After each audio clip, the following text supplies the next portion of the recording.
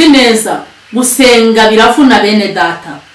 Iyo mbabwira gusenga mbibabwira nk'umuntu bibamo, mbibabwira nk'umuntu bikora. Nubwo muvuga ati gusenga biravuna, gusenga birarushya, kwiriza ubusa biragora, ariko sengaho nimunganirize, mumbwire, mwandike hepfo muri commentaire, hanyuma mumbwire muti mwese icyo twakora kitarushya ni iki ngiki. Ni iki kitarushya? Ni iki kitatubera ikigeragezo? Ko hari igihe umuntu yibwira ngo ngewe ngo kubera uzi ko hari abantu bajya bavuga ngo ndi mubi, abantu bakaba baramukubwiye ngo uri mubi, hanyuma nawe koko ukabona uri mubi ukanabivuga. Mu by'ukuri koko ni ikigeragezo.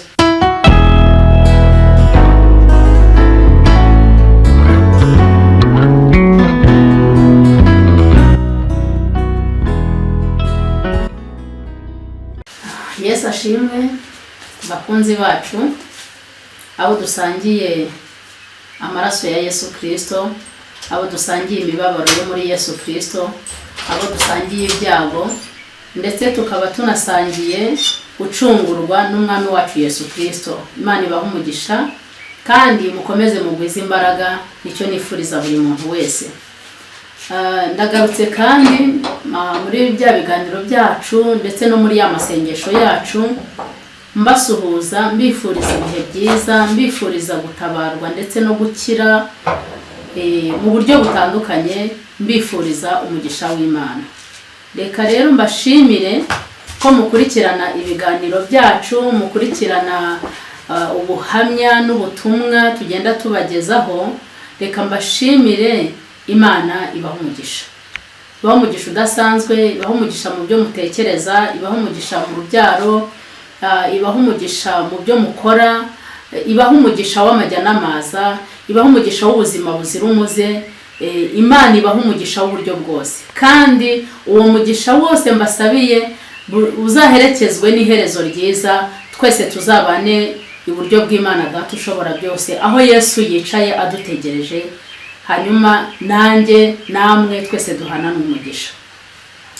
Reka nongere nshimire abakunzi banjye, inshuti zanjye, ababa muri Amerika, ababa mu Buholandi, mu Bufaransa, muri Aziya, ababa muri Australia, ababa mu Bubiligi, muri ibi bihugu by'Uburayi ndetse no muri Afurika muri rusange. Hari ibihugu byinshi, hari abantu benshi mugenda munyandikira, mugenda munyereka ko turi kumwe kandi ko munkurikirana. Mwese uko mungana ndabashimiye, ndetse n'abandeba bakaba bataranyandikira nabo ndabashimiye, ndetse n'abanyumva bagakurikiza inama zo muri aya masengesho nabo ndabashimiye. Mwese mw'isi yose Imana ibaha umugisha. Mboneyeho guhumuriza cyangwa gufata mu mugongo mushiki wanjye umwe uherutse kugira ibyago agapfusha umugabo, ngira ngo hashize ibyumweru 2. Imana ikomeze kumukomereza amaboko, kandi na buri wese wumvishe iyi nkuru nawe amusabire ku Mana kugira ngo uyu mumama akomere, ashikame. Hariho ijambo rivuga ngo nubwo ibyago n'amakuba biba ari byinshi ku mukiranutsi, ariko Uwiteka adukiza muri byose. Imana izakugirira neza, Imana igukomeze, kandi nawe ndagusuhuje. Nubwo bimeze bityo, urabizi ndagusengera, urabizi uri inshuti ndetse wamaze kuba umuvandimwe. Imana iguhe kwihangana n'umuryango wawe wose, Imana ikugirire neza. Reka rero dukomeze dusenga, dukomeze tuvugana inkuru yo gusenga. Nta bindi bintu byinshi muzanyumvana kiretse ibintu bijyanye no gusenga, kuko gusenga bigira umumaro mwinshi iyo umuntu asenganye umwete. Gusenga bikingura ijuru, gusenga bimara umubabaro, gusenga byubaka umuryango, gusenga bitanga ubuzima, gusenga bihindura amateka. Navuga ibintu byinshi ku bintu bijyanye no gusenga, ariko uyu munsi reka tuvugane ku gusenga gutuma twegerana n'Imana tukihangana. Haleluya.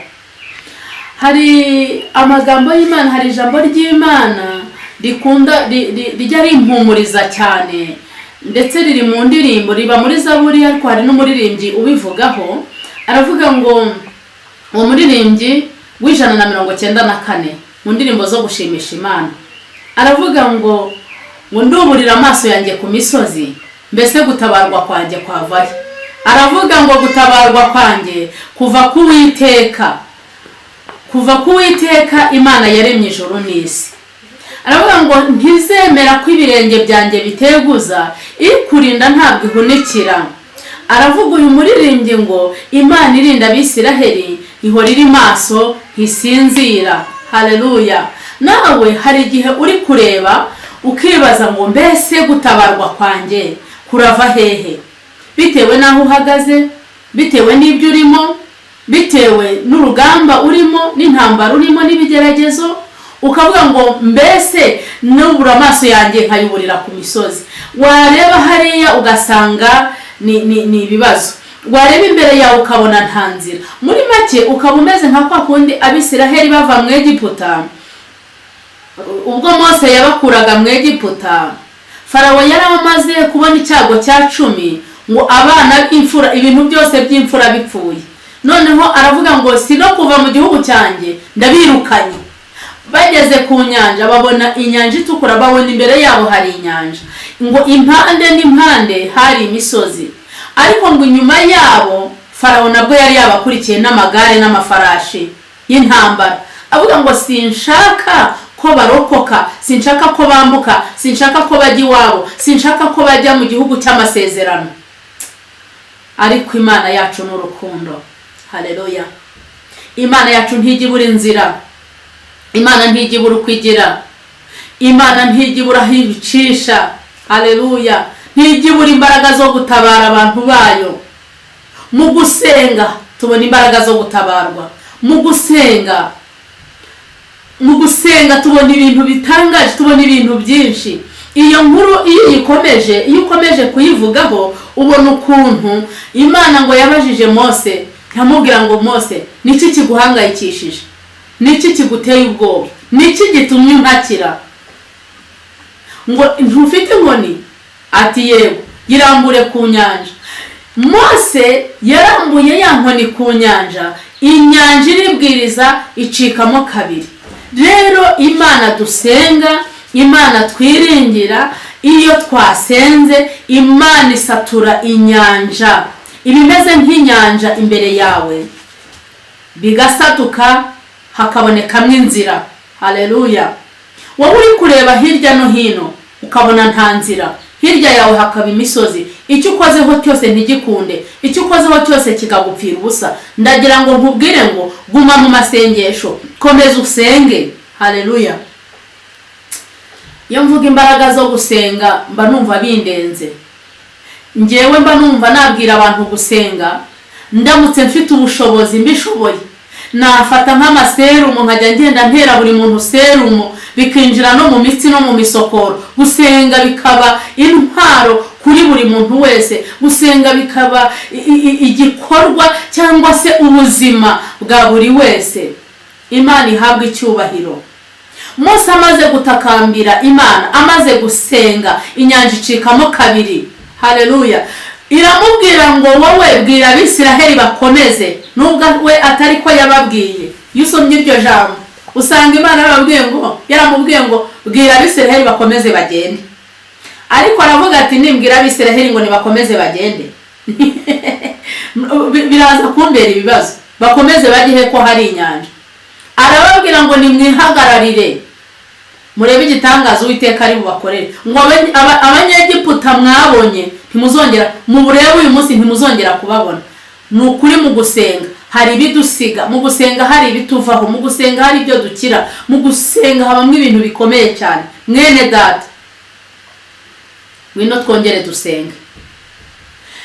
Muri ibi bihe byacu byo gusenga, muri ibi bihe tugiye kwinjira mu gusenga cyane, narabibabwiye n'ubushize ngira ngo mu kindi kiganiro ko tuzajya dushyiraho iminsi, tukavuga ngo wenda ku wa mbere n'urugero, ntabwo turabishyiraho ngo wenda biba ari uko bimeze, ariko tukavuga ku wa mbere ni umunsi wenda wo gusengera ibyifuzo muri rusange, bya bindi byose tugira mu buzima, by'ubukene, by'amafaranga, by'intambara zo mu kazi n'ibindi.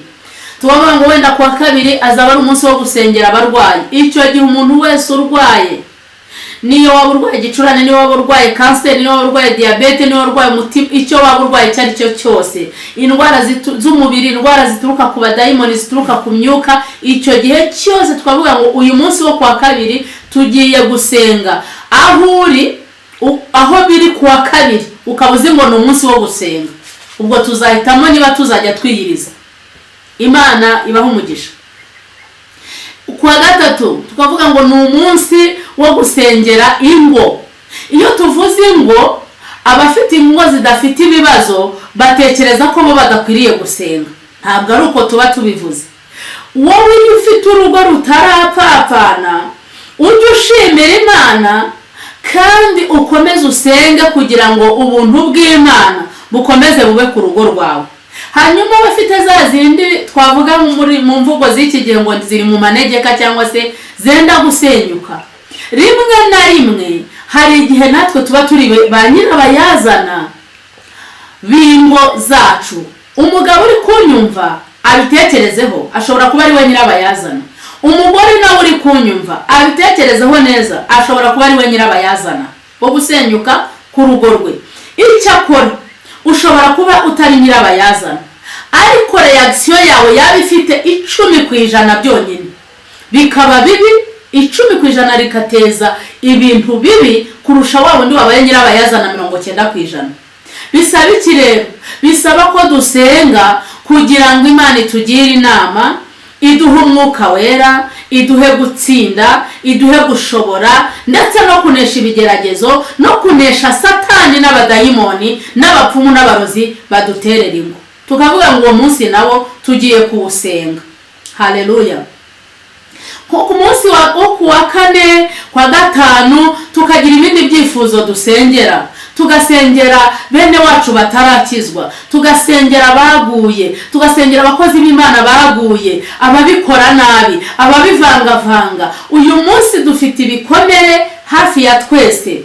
Isi yose ifite ibikomere, ndetse dufite ibibazo biterwa n'abo twita abahanuzi b'ibinyoma, abatubuzi, abatubwira ibitari byo, bigatuma twizera ibitabaho n'ibitari byo, bigatuma twebwe dusenga nabi, bigatuma duhora twivumbura ku Mana ndetse twanga Imana. Iki kintu nacyo dukwiriye kugisengera. Uyu ni umwuka w'abapfumu, uyu ni umwuka w'abarozi, uyu ni umwuka ukomeye wa Satani, kugira ngo ijambo ry'Imana riteshwa agaciro mu isi, hanyuma iby'isi ndetse n'ubugome bw'ab'isi aba ari bwo bujya hejuru. Ariko ndabizi neza mu gusenga ibi byose bizakemuka.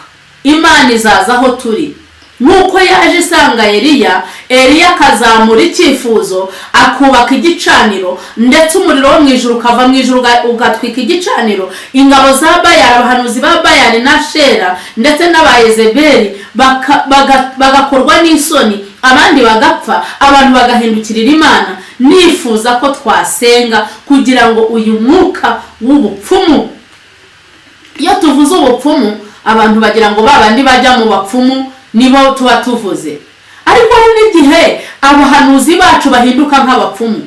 Hari n'igihe abo duhanurira nabo baduhindura nk'abapfumu. Ntaguhamagara ashaka gusenga, ntaguhamagara ashaka gukizwa, akaguhamagara ashaka kumva icyo Imana ivuga. Nk'uko yabwira umupfumu ati nterera inzuzi undebere. Abo izo mpande zombi tuzagenda tuzisengera kugira ngo buri muntu wese amenye ijambo ry'Imana, akurikirane ijambo ry'Imana, abaturwe n'ukuri kw'ijambo ry'Imana. Haleluya. Imana ndabizi izadushoboza. Ibyo bintu byose tuzabigeraho nidusenga. Nkunda kwamamaza gusenga, kuko gusenga nabibonyemo umumaro, gusenga nabibonyemo imbaraga. Nagiye nsinda ahantu nabonaga bikomeye, nagiye nesha ibigeragezo, nkabona ibigeragezo bikomereye, nkabona ibintu bikomeye. Ariko hamwe no gusenga, Imana ikambwira iti mwana wanjye nkugiriye ntya, nzakugirira neza. Ikambwira iti mwana wanjye ndi kumwe nawe, komera, ibi ngibi bikore gutya, nyura ahangaha. Iyo usenga uhabwa icyerekezo. nzakomeza mbisubiramo, igihe cyose udasenga nta cyerekezo uzagira, ariko nusenga uzagira icyerekezo. Haleluya. Ndabizi neza gusenga biravuna bene data. Iyo mbabwira gusenga, mbibabwira nk'umuntu ubibamo, mbibabwira nk'umuntu ubikora. Nubwo muvuga ati gusenga biravuna, gusenga birarushya, kwiyiriza ubusa biragora, ariko sengaho nimunganirize, mumbwire, mwandike hepfo muri komanteri, hanyuma mumbwire muti mwese icyo twakora kitarushya ni iki ngiki. Ni iki kitarushya? Ni iki kitatubera ikigeragezo? Ko hari igihe umuntu yibwira ngo jyewe ngo kubera uzi ko hari abantu bajya bavuga ngo ndi mubi, abantu bakaba baramukubwiye ngo uri mubi, hanyuma nawe koko ukabona uri mubi ukanabivuga. Mu by'ukuri koko ni ikigeragezo, ariko n'umwiza cyane nawe bimubera ikigeragezo. Iyo uri mwiza cyane nabwo amapusi, imbwa, ibiki byose, mayibobo, umuntu wese umubi n'umwiza barakwifuza, rimwe na rimwe ugasanga bakwifurije no kugukoresha ibibi. Kubera iki? Ubwiza bwawe bwabakuruye. Ariko iyo uri mwiza bivanze no gusenga, haleluya, n'ubwiza buvanze n'amavuta, Imana ishimwe. Nabwo kandi iyo mumbabarire, ntabwo nta muntu mubi ubaho, umuntu wese asa n'Imana, ariko twebwe mu bantu mw'isi tugenda dushyira abantu mu byiciro dukurikije amasura yabo, ariko burya na ya sura ubona itakunogeye, ubona itagushimishije wowe, burya Imana ishobora kuyituramo, nujya ubona ya sura ahubwo ukabona Imana, kandi Imana ni nziza muri byose. Haleluya. Mbabwiye ibintu bikomeye noneho, ariko ndabizi nidusenga tuzabana n'Imana, nidusenga tuzabona icyerekezo. Hari igihe kimwe nabaye wenda nabaha nk'akatemwanyaje gatoya, aho naboneye ko imbaraga z'amasengesho, aho naboneye ko gusenga ari ibintu bikomeye, aho naboneye ko gusenga ari ubuzima. Nuko hari igihe nigeze mpura n'ingorane, mpura n'ibibazo bikomeye, icyo gihe ndasenga. Se navuga ibihe ko nahuye na byinshi. Hari ibyo naboneye mu rugo rwanjye, hari ibyo naboneye mu nsengero, hari ibyo naboneye mu bahanuzi, hari ibyo naboneye mu baturanyi, hari ibyo naboneye ku misozi nari ntuyeho, hari ibintu byinshi nagiye mbona, ariko ngasenga nkabwira Imana ngo Mana unyobore muri ibi, ndakwinginze umpe imbaraga zo kunesha, umpe imbaraga zo gutsinda. Ibyo bintu byose nkabitsinda nkabinyuramo kubera amasengesho. Ntabwo nkunda gutanga ingero ku bandi bantu cyangwa ku bintu by'abandi, kuko rimwe na rimwe hari n'igihe ushobora guhuza n'abantu ugasanga n'amazina y'abantu ugasanga nabyo bibaye bibi. Hari igihe kimwe twigeze dusengera umukobwa umwe twigeze dusengera, ndabyibuka twamusengeye amezi 7, yararwaye indwara z'abadayimoni, ahumirije ameze nk'uwapfuye, adashobora no kunyeganyega. Noneho tugasenga, Imana ikatubwira ngo nzamukiza, Imana ikatubwira ngo nzabatabara, Imana ikatubwira ngo nukuri nziyerekana ndi Uwiteka. Ariko twasenga umuntu ntakanure, umuntu ntananyeganyege, tukamera nk'abari gusengera intumbi. Igihe kimwe tubwira umubyeyi we, turamubwira ngo namujyane kwa muganga kugira ngo atazadupfiraho. Urumva twari tugize kwizera gukeya, kugira ngo atazadupfiraho hanyuma bakadufunga. Kandi koko nibyo, tugomba gusenga tukajya no kwa muganga kugira ngo abantu mu nyumva utazajya urwara diabete ukavuga ngo mama kara ko narwaye diabete nsengera. Yego nagusengera, Imana ifite ubushobozi bwo kubikuraho utagiye kwa muganga, ariko akenshi bijyana no kwizera k'umuntu. Ariko inshuro nyinshi iyo ugiye kwa muganga baguha ya miti, bakakugira n'inama, diabete igakira, Imana ikabikoreye mu baganga. Rero musenge ariko munivuze. Icyo nkivugiye ku barwayi. Icyo dusengera, twirukana imyuka y'abadayimoni. Aho ho kwa muganga ntibayivura. Kwa muganga ntabwo bakuvura imyuka mibi. Twirukana imyuka mibi. ariko iyo twamaze kwirukana imyuka mibi muri ya masengesho, wa mubiri hahandi imyuka mibi yagiye ituritsa cyangwa se isenya, uba ugomba kujya kwa muganga kugira ngo uwo mubiri wongere bawushyiremo ibintu biwutera imbaraga cyangwa se bawusanasane, hanyuma wongere ube muzima, ubone uburyo bwo gusenga no gukorera Imana. Yesu aduhana umugisha. Muri ubwo buryo rero twasengeye uwo muntu, hanyuma bigejeje mu kwezi kwa gatanu, ntiwumva ko yarantumirije, yahumuye amaso. Tumaze amezi 5 tumusengera, twagiraga izamu, twagiraga igicaniro iwabo, hanyuma tukagira umuntu ugomba kumwirirwaho, tukagira n'abandi baza kuharara. Ngewe rero nari mfite izamu, ngira ngo niho nari ntangiriye no kwiga impano no gukoresha impano y'ubwinginzi. Ngewe nahageraga mbere y'abandi, ngo iyo saa 11 zageraga ntarahagera, abadayimoni bene data iyo bazaga, abadayimoni babiraragamo, bamwe bakabasinziriza, undi yatera isengesho bikanga, undi yaririmba bikanga, tugatangira tukarebana, tukavuga se kubera iki byagenze gutya, tukishakamo ibyaha kubera iki. Iyo nabaga nakererewe, niho natangiriye kumenya ko mfite impano yo kwinginga no gusengera abarwayi cyangwa se no kwirukana imyuka mibi. Iyo nahageraga saa 11 mu kado, iyo saa 10:40 zageraga mu rugo tutarateka, tutarahisha, ntararya, ngo iryo joro nararaga ntariye, nkiyirije, ntabwiraje, ntari gusenga ayandi masengesho yo kwitanga, hanyuma kugira ngo nubahirize ya saha iyo yageraga nicaye mu nguni. Dufite groupe yitwa abahetsi. Uyu munsi nta bahetsi bakiriho, nta bahetsi baheka abandi bakiriho, ariko ndababwiza ukuri, nimuze tubyuke. Ngewe nariyemeje, ndahari, nawe niba uhari ngwino, nawe niba uhari ngaho twandikira utubwire uti ndahari, nanjye ndumva ndi umuhetsi. Kandi umuntu ntabwo aheka ngo yiheke, mujye munyumva neza.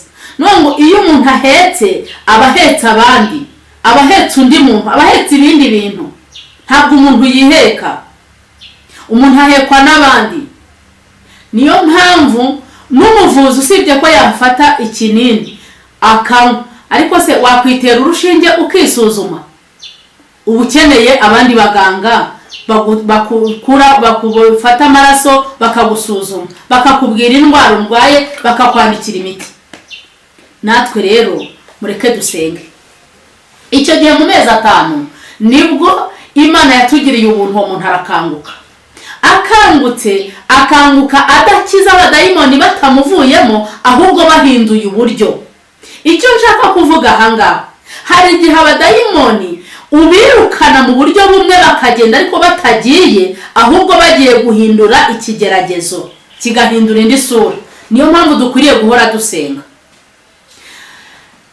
Abadayimoni icyo gihe ntibongera guceceka no kumusinziriza, ahubwo noneho bahindura uburyo, bakajya badukubita bati inkweto zacu mu matuwarete, bakakwambura isaha, ibintu nk'ibyo. Ariko nabwo byaduhaye uburyo bwo kurwana nabo kugeza bamuvuyemo amezi 7. Abarakize, ubu ni umukobwa ushima Imana, ngira ngo yabaye umugore, yabaye mukuru. Ariko ndababwiza ukuri, ibyo bigeragezo byose, hari igihe waba warasengeye umuntu, wowe uri kunyumva, hari igihe waba warasengeye ibintu bikanga. Wabisengera umunsi umwe ntibikunde, wabisengera iminsi 2 ntibikunde, ugashyiraho ya 21 ntibikunde, ugasenga ya 40 ntibikunde. Ngo nimumbarire amezi 7 ni iminsi ingahe? Niba tuvuga ukwezi kugira iminsi 30, amezi 7 ubwo ni iminsi ingahe? Ni iminsi 200 na bivuga ni igice cy'umwaka kirenga. None wowe urasenga umunsi umwe, wasenga iminsi 2, wasenga 21, wajya mu ya 40, wayivamo ikintu kitakunze, kitatunganye, ukavuga uti Imana ntinyumva, abahanuzi barambeshye, barantuburiye n'ibindi nk'ibyo ngibyo. Ntabwo ari byo. Dukwiriye gusenga ubudasiba, ugasenga kugeza ikintu gisohoye. Haleluya. Mbabwira gusenga rero ntiretse. Iyo ngutunze urutoki rumwe, enye ziba zindeba. Mwene data, haguruka dufatanye, haguruka dufatanye gusenga. hari igihe waba warahuye n'ibigeragezo, waragize uburwayi, wararwaje abana se, waragize ibibazo birebire mu muryango wawe none bikaguca imbaraga. Ni ukuri reka tugufashe gusenga, turagufasha gusenga, wongere ubyuke nawe usenge. Haleluya, Imana ishimwe. Mboneyeho kubwira abantu bose bampaye ibyifuzo, bafite abana barwaye, bafite abana bagiye mu burara, mu biyobyabwenge bikabahindura nk'abasazi. Mwa abantu b'Imana, ni ukuri sinicaye ndi gusenga, mureke twizere kandi namwe mumfashe gusenga, mureke twizere. Ndabizi neza Imana izakora igitangaza. Umunsi umwe, igihe kimwe, Imana izaturengera. Imana ibaha umugisha, Imana ibagirire neza. Tugiye kuzafata ibihe byo gusenga. Munkundire mube muri uyu mwuka, munkundire mube muri uyu mwanya, munkundire mubikunde, mwongere mushaka Imana. Aho kujya gushaka abapfumu, shaka Imana. Aho kujya gushaka abaguhanurira bakubeshya bagutuburira, shaka mu maso h'Imana. Ugire Imana yawe ku giti cyawe. Imana ishimwe. Utese twagira Imana gute ku giti cyacu? Iyo ukuye kamere yawe, iyo ukuyeho kamere yawe, rero kamere ntishira, ntipfa, ntirimbuka ngo ishire burundu. Ahubwo nuko duhora buri munsi duhamagara Mwuka Wera, buri munsi ugahamagara Mwuka Wera, buri munsi ugahamagara Roho Mutagatifu, buri munsi ukagira igicaniro mu mutima wawe, ukagira igicaniro aho utuye, ukagira igicaniro aho ukorera. Buri gihe ugahorana n'Imana. Imana izagenda ikugirira neza, Imana izagenda igutabara. Ningaruka nzabaho ubwo buhamya bw'ukuntu inama y'abarozi yateranye, inama y'abapfumu yateranye, igaterana bakavuga ngo muramenye ntimuzatume abanyamasengesho babiri bahuza, ntimuzatume abakozi b'Imana babiri babana bahuje. Nicyo gituma no mu ngo umugabo n'umugore badahuza, umubyeyi n'abana badahuza, kubera ko ni umugambi w'abapfumu, kugira ngo dutatanye imbaraga, hanyuma abadayimoni babone uko badushobora. Abakuroga bagushobore, abagusenya bagushobore, abagusenyera bagushobore. Rero ndabinginze, niba hari umuntu ufitiye urwango, niba hari umuntu waciriye urubanza, niba hari umuntu wakugiriye nabi, garukiraho, garuka ushake mu maso h'Imana. Ubwire Imana ikuyobore, ubwire Imana igutabare. Haleluya. Ndabizi biragoye gusenga, biravuna. Nanjye njya nsenga, ibi mbabwira ndabikora. Ndabizi ko bivuna, ndabizi ko bigoye. Kwiyiriza ubusa no gutakaza imbaraga, gufata ubu butunzi bwawe ukajya mu misozi n'ahandi hose basengera, nibyo. Ariko dukwiriye kubikora kuko Yesu yavuze ngo dusenge ubudasiba. Haleluya, Imana ishimwe. Nicyo cyatumye twigira inama, cyangwa Mwuka Wera adushoboza, atugira inama yo gushyiraho iyi cano yitwa Karumeli, kugira ngo uyu musozi, nk'uko Eliya yagiye ku musozi kongera gucana igicaniro, akongera kwerekana Imana ya Isiraheli, nawe mu buryo bw'umwuka wongere uzamure Karumeli mu mutima wawe, wongere uwubake Karumeli yawe, wongere wubake ibicaniro by'amasengesho, ucane ibicaniro byasenyutse muri wowe. Wagiraga urukundo, warasuranaga, wakundaga abantu, waratangaga, ibyo bintu byose byarazimye. Mwene data, ongera wubake igicaniro ku musozi wawe, uwo wakoreragaho. Ubucuruzi bwawe bwarivanze, ivugabutumwa ryawe ryarivanze, umusozi wawe, umusozi wo kwigisha. Arega, iyo tuvuze buriya buri kintu cyose umuntu akora ni umusozi Imana iba yaramuhagaritseho. Ukwiriye gusengera hahandi, ukwiriye gukorera hahandi, ukagirira neza abantu muhuriye hahandi. Imana iduhanane umugisha. Ndabizi ko munyumva, ndabizi ko mubyumva, ndabizi ko muzagenda mubikunda. Nukuri nubikunda ukadushyigikira, uzagenda ubutumwa ubusharinga, ubuhana bagenzi bawe, kugira ngo abantu twese tube muri uwo mwuka wo gusenga. Imana iduhanane umugisha. Ndabizi murabishyigikira, ndabizi gusenga bigira umumaro, namwe nimusenga bizabagirira umumaro. mbere hari igihe najyaga mbwira nk'abantu bavuga ati nyine gusenga ni wowe bigirira umumaro. Usanga abantu benshi bavuga ni ntakorera Imana, ngiye njya gukorera kuki ngiye nkorera Imana ntinkorera ibi n'ibi. Ni wowe wigirira. Nusenga ni wowe uzaba uri kwigirira. Nusenga ni wowe bizagarukira. Icyo wabibye nicyo usarura.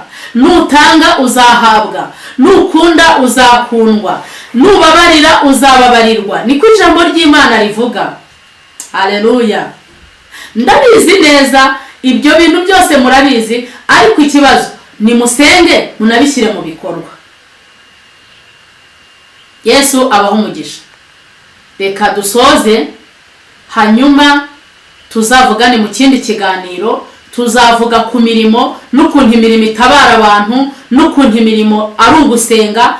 Byose tuzabigarukaho. Nzabaha n'ugenda mbaha n'ubuhamya. Byose bizagenda neza kandi ndabizi tuzafatikanya muri uyu mwuka wo gusenga. Tuzatsinda Satani, tuzatsinda abagabo no mu ruhande rwanjye. Ndabizi umurimo w'Imana uzongera waguke, ububyutse buzongera bubeho, abantu bazongera bakizwe, abaguye bazabyuka, abarwayi bazakira, abafite ibibazo bizakemuka, amahoro azatemba mu mitima yacu nidukomeza gusenga kandi dushyize hamwe. Imana iduhana n'umugisha. Reka twubahe Imana dusenge. Mana, turagushimiye. Nzi neza ko ushobora byose, nta kintu na kimwe kibasha kurogoya imigambi yawe. Ijambo ryawe riratubwira ngo abakwiringiye bameze nk'umusozi wa Siyoni utabasha kunyeganyezwa, ngo ahubwo uhora uhamye iteka ryose. Nk'uko imisozi igota Yerusalemu, niko ugota abantu bawe uhereye none ukageza iteka ryose. Nicyo gituma tuvuga ngo turuburira amaso ku misozi, mbese gutabarwa kwacu kwava he? Gutabarwa kwacu kuva mu gusenga, ndetse no muri wowe Uwiteka. Ukuboko kwawe gukomeye nikuremerere buri kintu cyose kidutsikamiye mu izina rya Yesu. Intambara turimo, ibibazo turimo, buri kintu cyose kiturwanya, ukuboko kwawe nikubiremerere, hanyuma tubone imbaraga zawe, tubone gukora kwawe, kandi ubuntu bwawe budusageho, imbabazi zawe zitugumeho mu izina rya Yesu Kristo. Amen.